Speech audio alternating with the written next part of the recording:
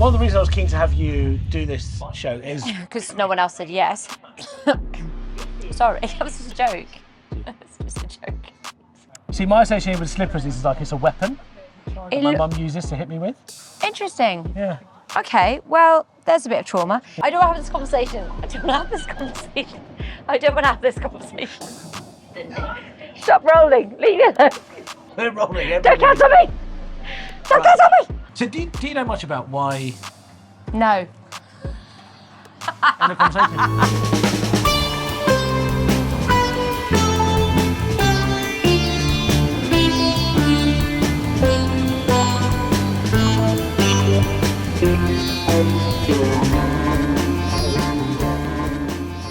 Hello and welcome to Hands Down, the show where we showcase and sample foods that are best enjoyed when eaten with hands. Now, when you think about eating with hands, you think to yourself, is it the right kind of etiquette? How do you make sure that it's done in a way that it seems sophisticated and classy? And hopefully throughout this series you've seen there's ways to eat with hands that is sophisticated and elegant. And when it comes to etiquette, you usually think of the British, but there's another group that you think of when it comes to sophistication and elegance, and it's the French. Now, it's not a political YouTube channel. I'm going to keep my opinions about the French and the French government to myself. I like French people. Most of them are nice. But I'm very lucky that one of my good friends is a British French influencer, comedian. She's just done an amazing tour. She's one of my favorite people on the planet. And she said to me, when I told her about this show, she was like, actually, there's more French food eaten with hands than people might realize. So why don't I take you to show you some amazing French food? It's Tatty Macleod, and she's right here. Look, there she is. I am here. Look how she's standing. What did I hear you saying about the French? I didn't say anything about the French. I Lovely don't to see you. Mwah. Mwah. Very French of Is you. it 2 kisses for French? It is 2 kisses, Yes. yeah. Welcome. Thank you. So you brought me all the way to Hammersmith. All the way to Hammersmith, yeah. I brought you to an authentic French crêperie. An authentic French crêperie, okay. An authentic, this is called La Petite Bretagne. Did you hear that pronunciation? La Petite Bretagne. Can I try it? Yeah. Le Petite Bretagne. It wasn't bad. You used the wrong déterminant, but La Petite Bretagne. La Petite Bretagne. We'll take it. The guy who owns this is from Vannes, which is in Brittany, about half an hour from where I grew up. Okay. So Doesn't van mean wine? Vin means wine. Van, V-A, like a van. Oh, as in? Like a white van. Oh, when you said van, I was thinking of the shoes. I'm so cool. Bilingual, it's amazing. Yes. So I wanted to bring you here so we can taste a little bit of French crêpes. Amazing. And you said it was what, Breton? Yeah, it's Breton. What does that mean? Breton, Brittany. It's part of, it's a region of France where crêpes originate from, and this is one of the places that I've been to in London which sells the authentic, the original version made by Breton people themselves. And we're going to get to enjoy this with kind of just our hands and our mouths. So it's basically like, imagine a pancake, except you don't roll it up. Yeah. You basically fold it into what looks like a slice of cake, and then you eat it like this with your hands. Okay, well, shall we go in and order something? Yeah, I'm up for that. After you. I'm hungry as well, it's lunchtime. I'm very hungry. Do you usually order savoury or do you order sweet when it comes to a crêpe? Well, you don't, a savoury crêpe, but I know they write it here, but to me it doesn't exist. Normally if it's savoury, it's a gallette. It's made out of 100% buckwheat flour. Okay. And then you have something savoury in it. And if you have a crêpe, that means that it's sweet. But that's kind of like a debate within France. Some people call it a savoury crêpe, some people call it a gallette. It depends on which region you're from. Okay, but you're a gallette girl. I'm a gallette girl, exactly. Right. I would go for something really classic, which is like a butter sugar. That's typically what I would have. But they've got a few exciting ones here. I quite like the sound of the Vauban. Honey, walnuts and lemon juice. Est-ce que ça marcherait, ça emporter? Okay. So why don't we get one Vauban? Vauban. Pourquoi ça s'appelle un Vauban? Oh, super. And I'll have a butter sugar. Okay. Should we go for that? She's like me when I go to like a South Asian gaff, just speaking that language. I gotta let them know. You gotta let them know you're a local, so they don't. Yeah, they got. Do you know what I mean? We need premium service. Yeah, so they give you the authentic, so they know that you know what to. They know that I know. Yeah. All the time, every time. As soon as I walk in, I'm just like, speak that French. Let them know. Get that French out. Let them know. Do you know that I had a crepe stand? What, you ran it? As in you ran a crepe? After I graduated from university, when I didn't know what I was going to do in my life before I became a comedian, I bought myself, my mum was like, why don't you start a crepe stand? That's so cool. Yeah, do you know what we called it? What? A load of crepe. A load of crepe. That's why she does comedy, mate. There you go. Merci. Qu'est-ce que c'est? What's this? C'est des caramels de beurre salé. This is another thing typical from the region. They call the caramel de beurre salé. So it's salted butter caramels. I know that salted butter. Thank you. I love salted caramel and I love salted butter. So salted butter caramel is like... Well, that's kind of what, I mean, it's basic, because basically it's like, imagine you make caramel, you add salt. Yeah. You don't add the salt because the salt is already in the butter. Yeah, okay. Because that's another big thing from Brittany, it is salted butter. There's a lot of sweet stuff in France, isn't there? Like, considering Yes. there's so much sweet, I don't really know French people to be fat. Okay, It's not but something I that's... associate with French people. No, but that's true. But that's because they might have a lot of sweet stuff, but they have this fundamental thing of moderation. So everything in small quantities. It's like, look, we're going to have one. Was I meant to bite it? Do I just put the whole thing in my mouth? You do whatever you want, as long as your teeth survive. That's the main thing. You have very one of chewy. these. You have one crepe. You have one chocolate. It's like they're not people you're going to. But how many glasses of wine do you have? You know what? In France, you don't. It's not even a thing to order a large glass of wine. You know how you order a large glass of wine here, you basically get a jug of wine. In France, you just order a glass of wine, and what usually comes is 125 mils, which is the smallest glass you can get in the UK, and most places don't even sell it. So that's how they that's how they work. So they have lots of sweet stuff, but they have small amounts of everything. And how many glasses will they have in a typical meal? I mean, my teachers used to have wine with lunch. So you might have like 1, 2 glasses. You're not, you open a bottle, you leave it open, you finish it the next day. I'm not saying there aren't alcoholics in France, obviously. I'm not saying people don't drink too much in France, but obviously they drink much. It's in moderation. Yeah. How much do you normally have? Well, that depends on where I am. Last Friday, did you see last Friday? Fucking Jesus Christ.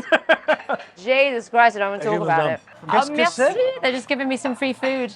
Sorry, just her? No, for you guys. Oh, for us. That's the share for the We have to apéro. share it. This is great. Szechuan's. Yeah, au baie de Sichuan, so that's Sichuan spice rillette de lieu. Lieu is a type of fish, I'm not sure which one. And rillette is a bit like a terrine, like a pâté. Right. And this one is salmon cream.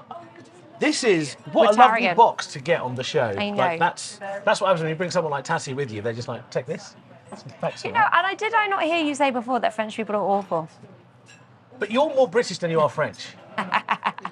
Depends on what environment I'm in. Yeah, that's true. That's But, true. you know, I'm sorry. Like, clearly, To be fair, I didn't say French people are awful. I just said I'm going to keep my opinions about them to myself. You gleaned from that I was suggesting they were awful. I think you were suggesting they were awful. Let's quickly have a quick chat about eating with hands. When I Okay. spoke to you, you were like, actually, I love this idea. Yeah, I love the concept, yeah. Thank you. Genius. When you think about it, how often are you eating stuff with your hands and not using cups?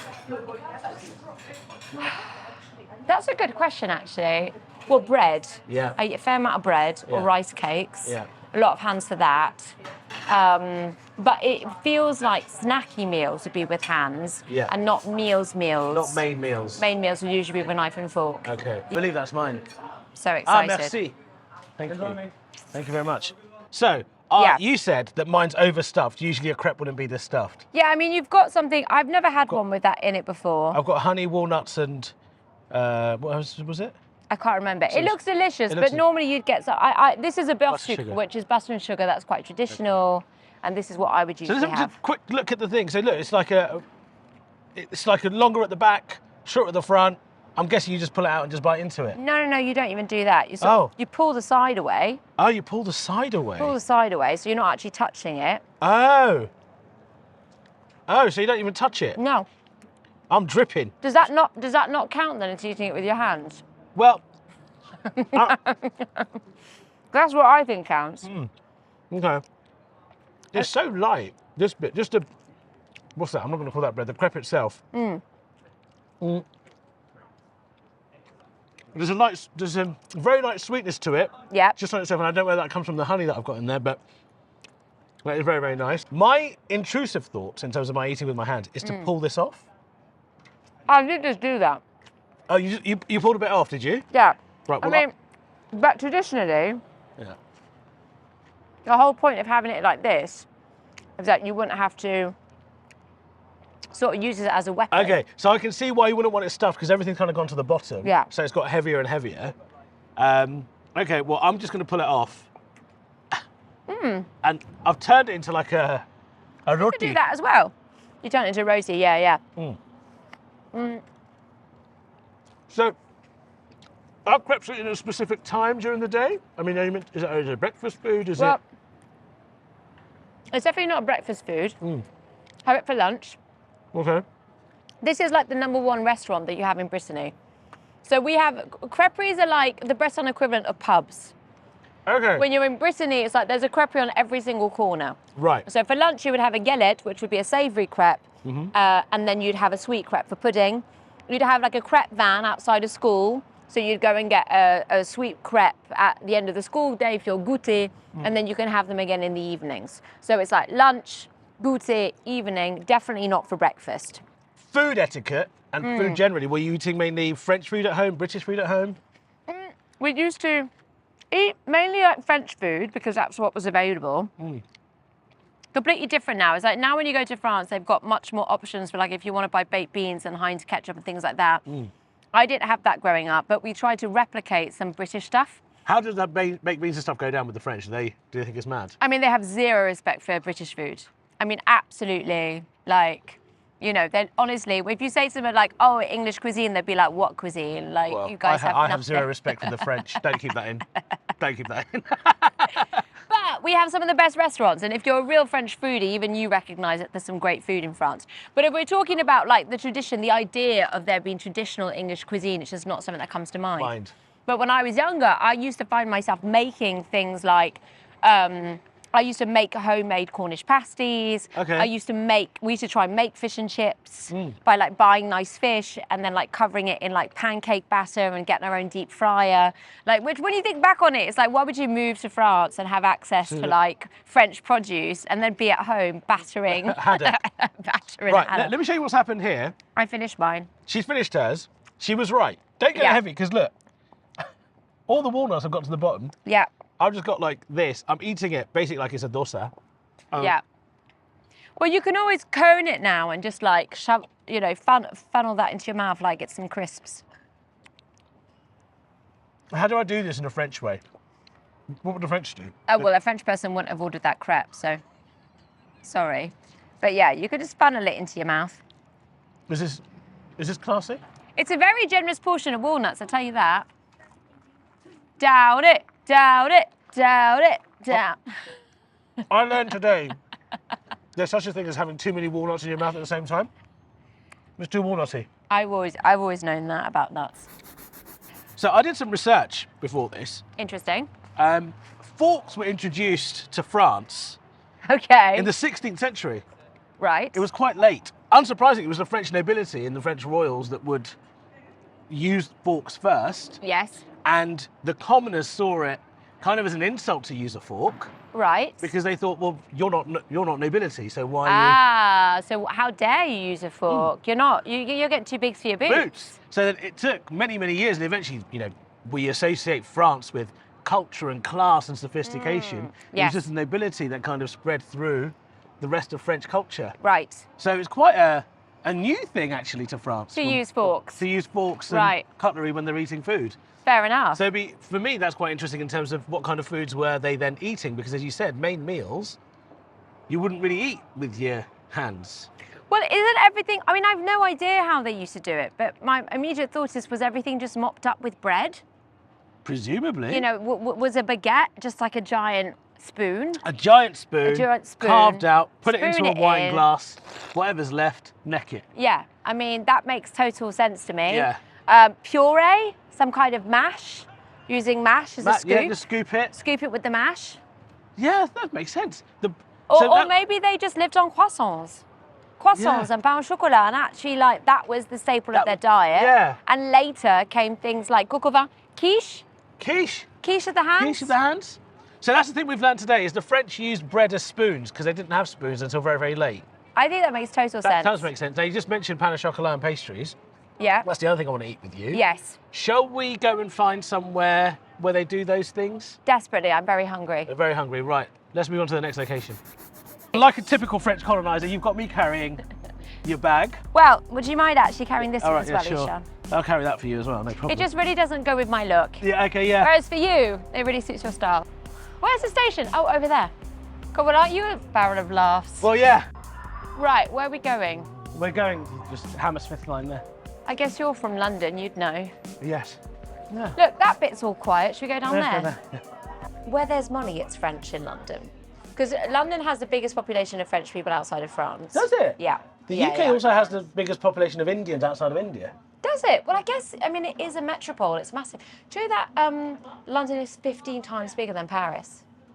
No, that checks. Yeah, but like, you have to explain this to French people because especially Parisians, they can be so like, Paris is the best. Yeah. And then they come here and just like, you are this big. Yes. You are nothing. It's minute. Anywhere that's wealthy, that's cool, it has French people. I don't know why that is. I think the French people that seem to come to England tend to be quite affluent, or a lot of Parisians come here to do business, or there's a bigger financial district here. But so it'll be like South Ken. With the Arabs. I guess so, yeah. I'm not going to say that, but you can if you want to. Well, you can say the Arabs. I didn't say the fucking Arabs, did I? I feel unsafe. She's like, I can see it in her eyes. She just went.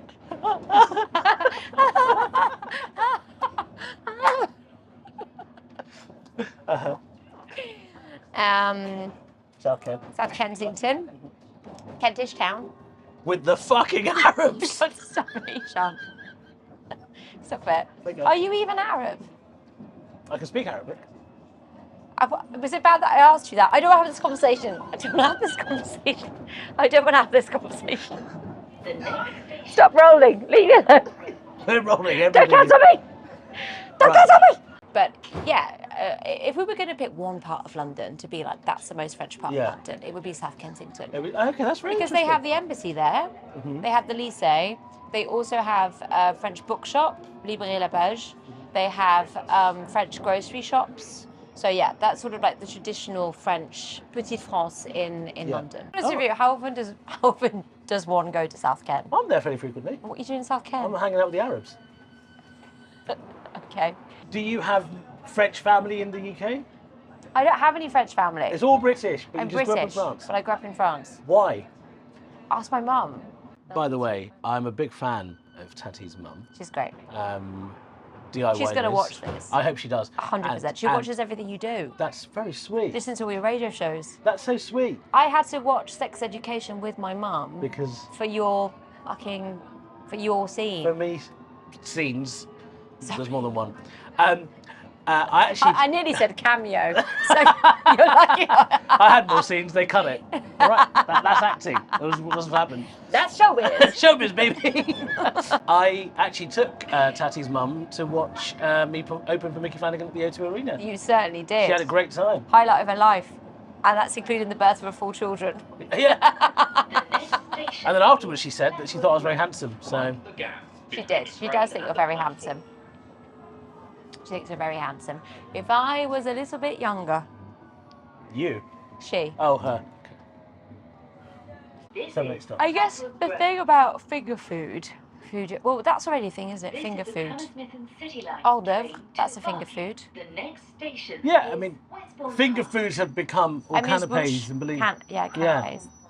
So that's, I find very interesting because canapes and... Vol au vent. Yeah, my mum used to make amazing vol au vents back in the day.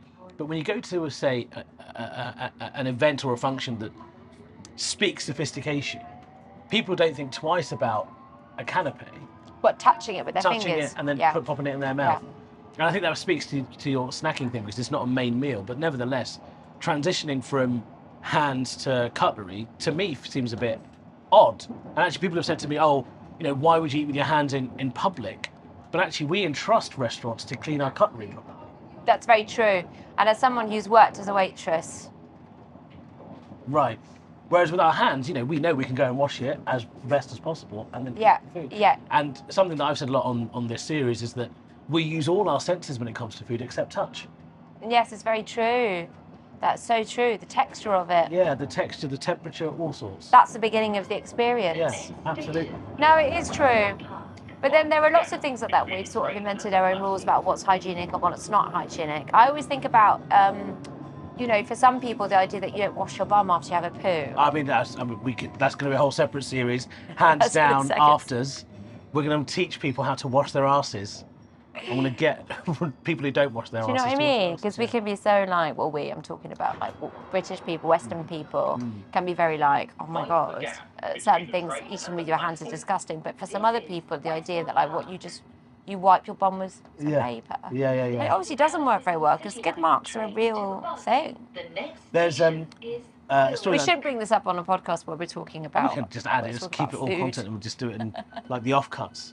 But when I was 8 years old, a kid called me skidmark at school, and I didn't know what it was. Oh my God. That was racist. Yeah, he was being racist. I found out later. Yeah. But he called me skidmark. I was like, what's that? And he goes, this is when you got a line of shit in your underwear. And I was like, why have you got a line of shit in your underwear? That's so funny because you didn't even know what the fuck that was. I didn't know what it was. So you're already showing up yourself. Yeah. By even knowing what that is. I don't know what that is because it wouldn't occur to me to have a line of shit in my underwear. We didn't shit past. It's so true. In France, to insult English people, they call you roast beef. Say that again, in France? So a French slur for English people is roast beef. Why? Like, well, isn't it interesting? Because it's like, I guess it tells us how much they think so little of English food that for them roast beef is so shit that it's an insult. Oh, right, so roast beef is seen as like shit food? Yeah, like roast beef. So it's roast beef, toi.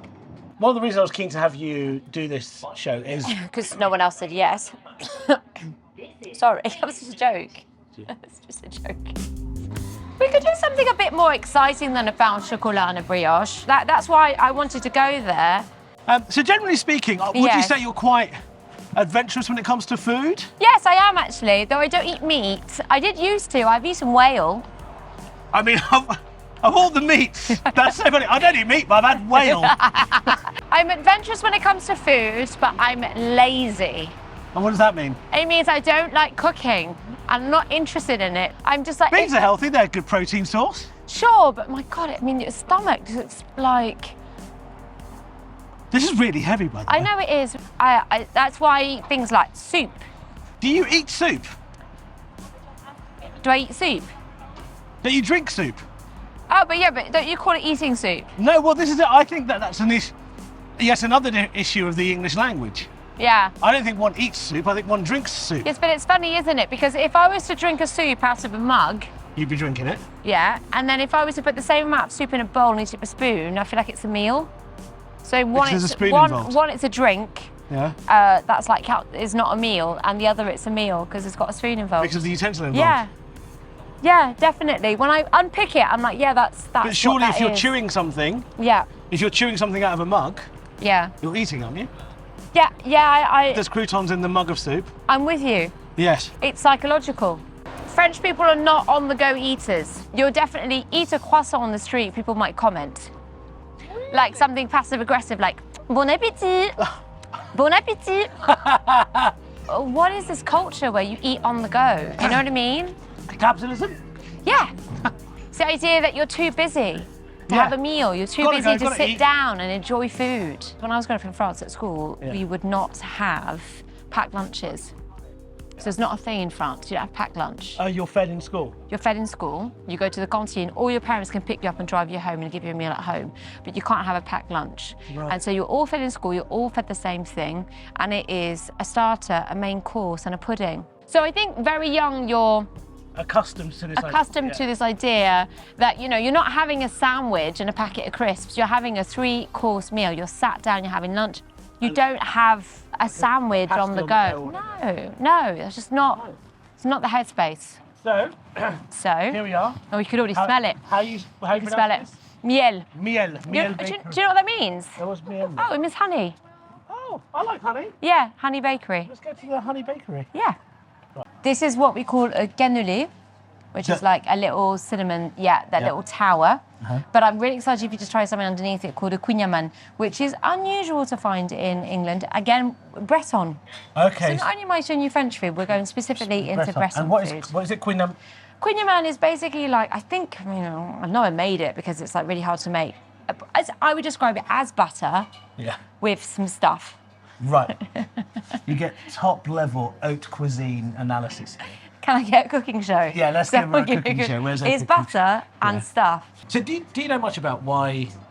No. End of conversation. There you go. I know nothing. Heard it here first. I know nothing. Why do the French love pastry so much? Like, what is that about? We all love pastry.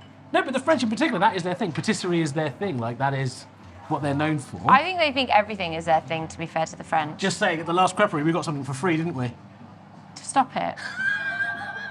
For God's sake, he's shameless. You don't Absolutely shameless. The British guy's like, right, just for that, mate. Bit It's of cheap. embarrassing me. Listen, if you don't ask, you don't If get. you got asked that, if you asked that in a French patisserie, they'd be like, oh, sortez. Piss off. By the way, can I just make a point that if this was in France, we wouldn't be eating this on the street. I'm just saying that. I'm just saying that. So, okay, so we'd be sat inside. We'd be sat inside. We'd be sat inside a house, or we'd be sat inside, or we'd be sat somewhere, but we wouldn't be eating it standing up on the street. Okay. So we're already Breaking all the rules. all the rules. That's what Hands Down is about. We're breaking the rules. So sorry to my French subscribers, but you're just going to have to suspend your disbelief. Right. So this is one I'm very excited about. This is my favourite French patisseries. This is called a chausson pomme. A chausson means a slipper. It means apple slipper. Apple slipper. Yeah, because it looks like See, my association with slippers is like it's a weapon that my mum uses to hit me with. Interesting. Yeah. Okay, well, there's a bit of trauma. Yeah. This is like a pastry slipper. Yeah. But it's got apple inside of it. It's like a calzone for apple. Is how Okay, I apple describe calzone. it. Yeah, exactly. I can get behind an apple calzone. Apple calzone. Or an apple pie, as they call it in McDonald's. This one, She called it a calzone because she's classy, but it's basically an apple pie. An apple pie. But apple pie's like, it doesn't matter. Like Anyway, McDonald's. why don't you try that and see what you think? Okay. So, do we just go for the corner? Yeah. Okay. I think it might go a bit bigger than that to get some apple in it. No, I got one. You got some, yeah. So it's like quite a flaky pastry. Got some apple inside. It's got loads of the pastry. Yeah. The apple tastes like you would get in a crumble. It's stewed apples. It's Stewed like apples, it's compote. Is there a particular apple they use? No. No. These ones are quite dark actually. Normally they're a bit lighter than that, so maybe they've used English apples. I don't know. That is delicious. Yeah, it's very good. Yeah, go in, get some more apple in there. And a bit of a glaze on top. That is very, very delicious. I'm gonna have the other side just to check the quality. We'll go for it. Is that good? Is that up there in terms of she's enjoying it at the moment? Have they put rhubarb in there? It tastes like it's something quite tart. I think they put some rhubarb in. Right. Okay. That is British and French in one place. Bit of rhubarb. But I think it's good because they haven't put too much. There's not too much sugar in it. Okay. Do you know what I mean? Yeah, so it's yeah, like yeah.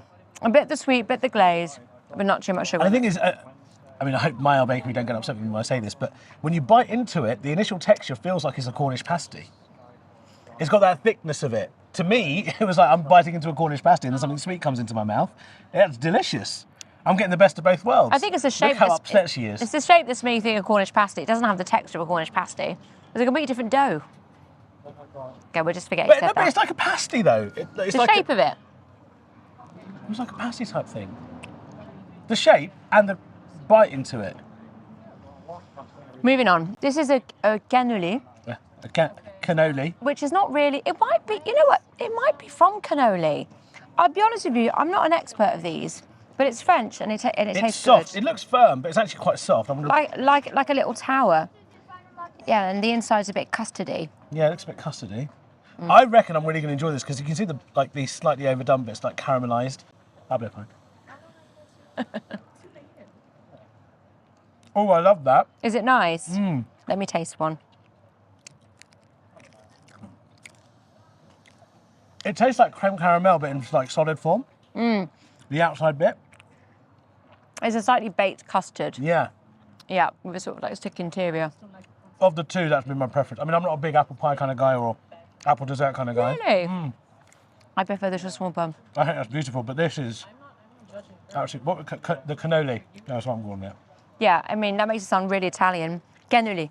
And I think it's to do with the fact that it's made out of cannelle. Cannelle means cinnamon in French. Oh, right. Typically, it should be quite cinnamony. So, talk us through what we've got here. Right, so here we have a madeleine. Madeleine? Madeleine, traditional, very classic French little patisserie. You'd give this to a child for their goûter after school. Kids love them. It's basically like a bit of cake, but in the shape of like this boat with a bump on the top. Okay, well, she saw boat. I saw, you know what I saw? What did you say? Nipple. Fanny. Did you say fanny? I don't know. I was like, maybe. Look, it's breast. Okay. Are we going in? Yeah, let's go in. So, there's a bit of a harder glaze on this on the top. That's not traditional. That's not traditional. No. I thought it would be because it's lovely, it's light, Very light, yeah. sweet. But not too sweet. Not too sweet. You said the sugar bit on the top is not traditional usually. No, not traditional. Okay. And there's a spice in there. I'm trying to work out what the spice is. Can you? Vanilla essence. Is it cardamom? No. It should just be like Just vanilla. very simple, very plain. That's a beautiful madeleine. I could have 3 or 4 of those. Yeah, I mean, you definitely can. They're very small. Right. This is the one that you were very excited This about. is the beast. What's it called? This is called a quignaman. Quignaman. This one looks a little bit more fruity than I'm used to. Basically, it's like phyllo pastry. From what I remember, do you know what I mean? Again, but it's a traditional Breton dish. Quignaman is like heavy butter with pastry, laid and laid and laid. I feel like it's like a Breton baklava. Oh yeah, okay, that's a very good way of That's describing kind of it, you know. And But you it's can just see all like- the beautiful layering of it, beautiful spiral. You'd look at this and you think it's like a cinnamon bun almost. Do you want to go in first? No, you go in first. Okay, Let's see what you think of it, and then I'll tell you what I think of it. So we look at the bottom. This wouldn't be the kind of thing that I'd usually buy, just because it's so buttery, it's so heavy. You can see the shine in the sun. It's just so. So let's just go straight in. Yeah. Then I was worried about my future plans. The sugar's so sticky on the teeth. I feel like I'm having like A heart attack. Oh, Well, sorry. I probably am having a heart attack because of Yeah. steak. Yeah, why not? Let me try it. Tell you what I think. Do you like it? Is it I nice? do really like it. It's one thing that's really amazing about French patisserie that I find how they do it is something that looks like it should be so much sweeter than it is. And it's actually quite light. The top bit is crunchy, and there's a bite to it, and there's bits of caramel stuck in my teeth. But actually, the dough itself, that bit, is just so light and Just all you can taste really is butter. Yeah. It's like soft sweetness with lots and lots of butter. butter, yeah. So that's a traditional Breton dish, and it's called a quignaman. And like the Irish are known for butter, do the French, are they known for butter? Is that a thing? Is there The a French butter? known for butter. Was Eshaan? It's like, yeah, they're as known for butter as they are baguettes, garlic. Are they? I didn't know that. Obsessed with butter. I thought like it was just bread, patisserie, and Islamophobia. I don't want to comment on that. It's bread, wine, cheese. You said bread 3 times there. bread, wine, cheese, Islamophobia, and butter. Salted butter. It is like absolutely illegal. It's unacceptable. It's like if you serve unsalted butter. Like when I go to a restaurant here and you give me unsalted butter, what am I meant to do with it? Why are you giving me oil? You're giving me grease to put on my bread. Do you know why the French love layers so much? Because even the croissants is all layered. It's all about layers. Why? Because you're not such a. So you can the French aren't that hide- layered of people. Is this the bit of the show where you just roast, or like what's the I don't know. I think it's a sugar rush. sugar high? Yeah. I don't know. Maybe so they can hide things in them. Okay. That was very delicately done there. Yeah. Would you do that? Would you peel it off bit by bit? I mean, I went in full not English. usually, mate. but Straight in. yeah. I'm mixing it. I'm putting it apart and testing it. It's good, isn't it? It's very, very good. Okay, well, look. I could sit here and stand in the street and Eat all day. break all etiquette Yeah. and eat pastries with you. This is I know. particularly delicious. Isn't I it? think for me, it was the canelé. Was the winner, was it? For me, of the 4 pastries. Okay. And this is a very close second. Good to know. Madeleine is just a classic. Madeleine's a classic. You can't go wrong. What about the chausson pommes? I liked it. The thing is, apple-based desserts and rhubarb. Apple and rhubarb are 2 of my least favourite flavours. Are they? But Yeah. I liked that there was a Cornish pasty element to it. Right. Okay. Sorry, Miel Bakery. I mean, it didn't at all, but yes, fine. me it did. A Cornish pasty shape. Shape. A calzone element to it. Okay. But actually, it was a very nice apple and rhubarb flavour. One of the nicer ones that I've had. Okay. So Miel Bakery, beautiful. Thank you so much for bringing me Yeah, here. miel, but we'll take it. Miel Bakery. Miel Bakery. Tatty, thank you so much. Thank you for having me, I Eshaan. really loved doing this. Mwah. A really French goodbye. And as they say in France, auf Wiedersehen. Bon appétit.